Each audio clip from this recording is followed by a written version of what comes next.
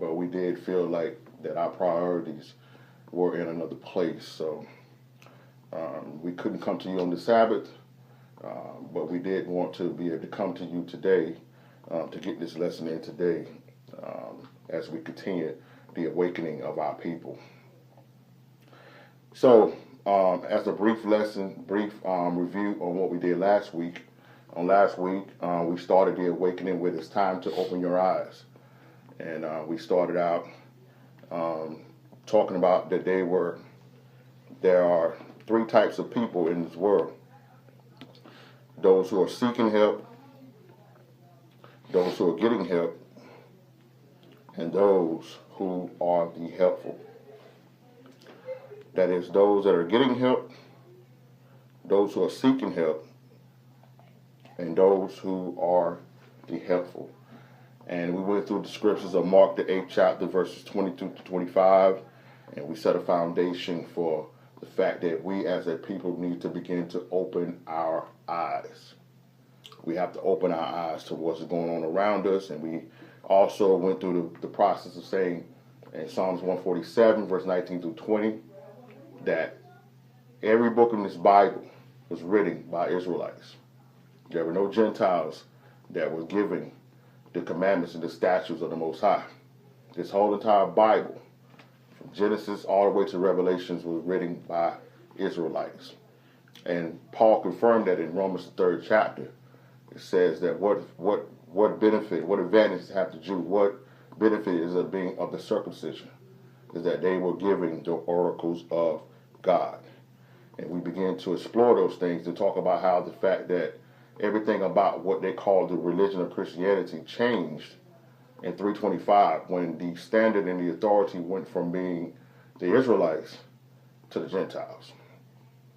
And we also addressed the questions of the fact that all of us as so-called black people, so-called African Americans, have asked each other was, where do our people come from?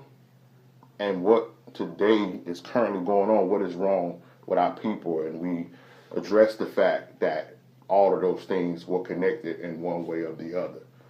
So that's some of the things that we talked about last week in the first week of the awakening. It's time to open your eyes. But as I stated to you last week, we're not going to be going long-winded as we did back in February. When we did the teachings in February, because we were trying to get a whole lot of information in at one time. So I'm going to ask my brother to put in that link for the video of last week. I suggest that you take an opportunity and watch that video because it's the foundational teaching that's going to go throughout this whole year of the awakening of our people. So this is the link that you have an opportunity to go check out the video last week, and we're going to go ahead and move forward because I promise you that we wasn't going to be long-winded. All right. So this week's lesson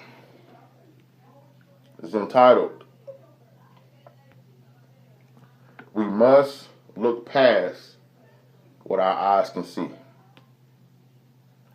You must look past what your eyes can see. We started last week saying that it's time to open our eyes, but today we're going to be talking about the fact that we must have the ability to look past what our eyes can see.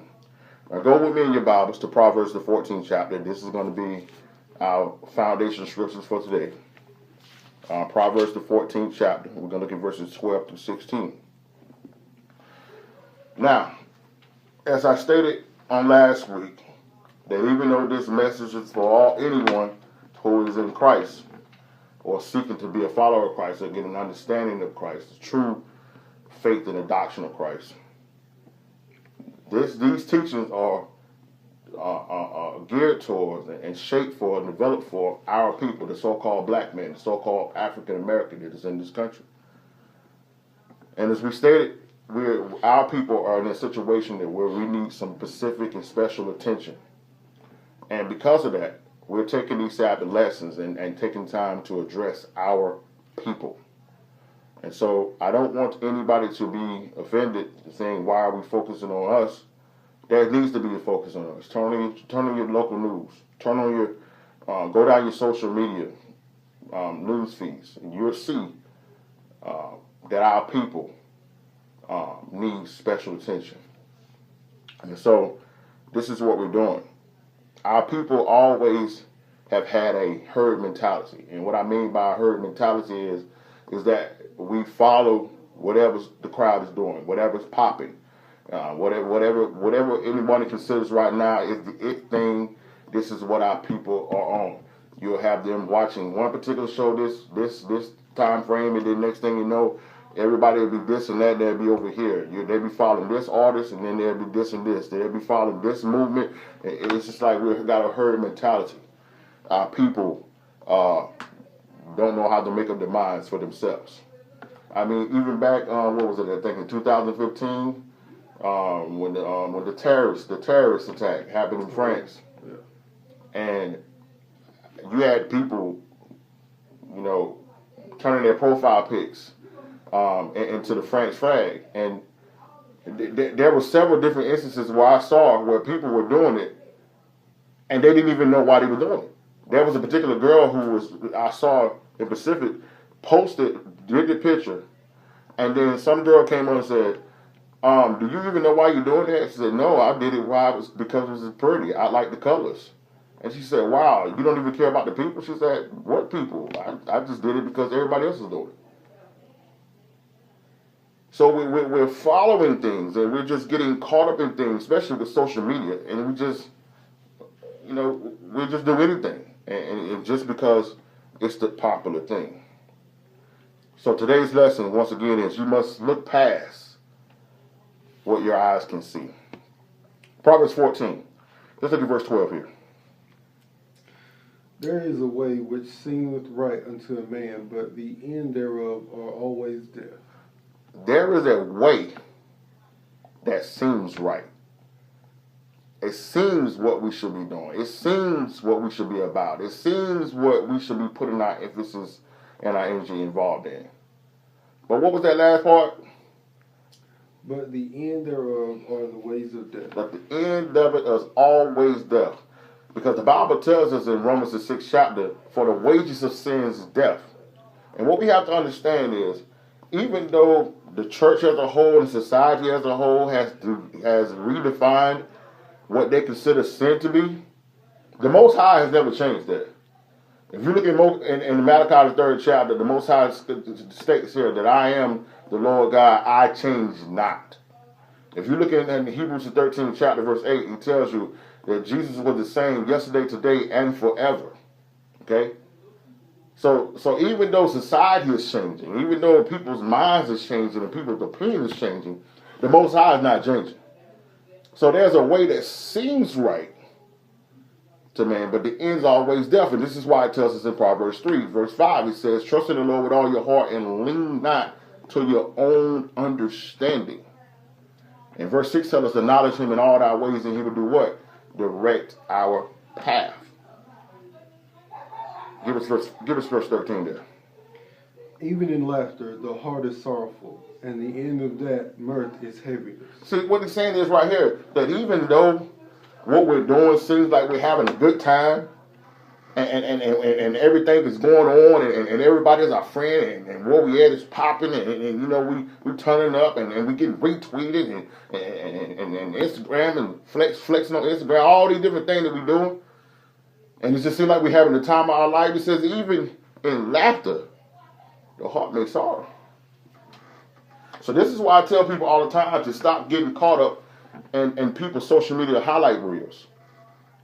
Because people get caught up in highlight reels and they're seeing what people, the good days that people going on, and people sitting back wanting to pattern their lives off of people's highlight reels instead of the whole version of what's going on in their lives.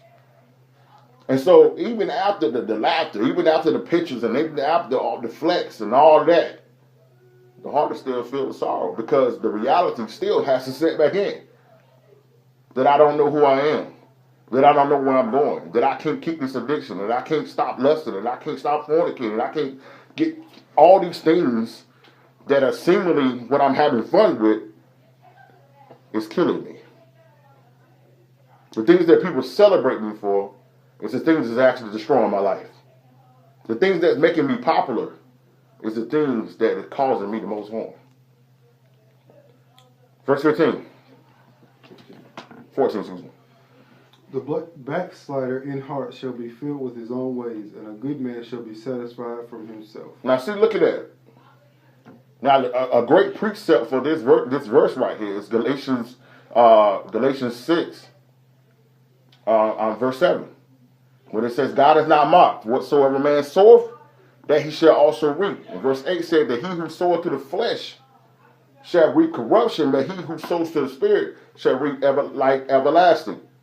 So we see here, he said that the backside of his heart is filled with his own ways. So that woman who decides to know some truth and to turn around and go back and do things outside of the truth, he's going to be, what it says here, that he is filled with his own ways. That means that everything he desires to do is going to come back to him.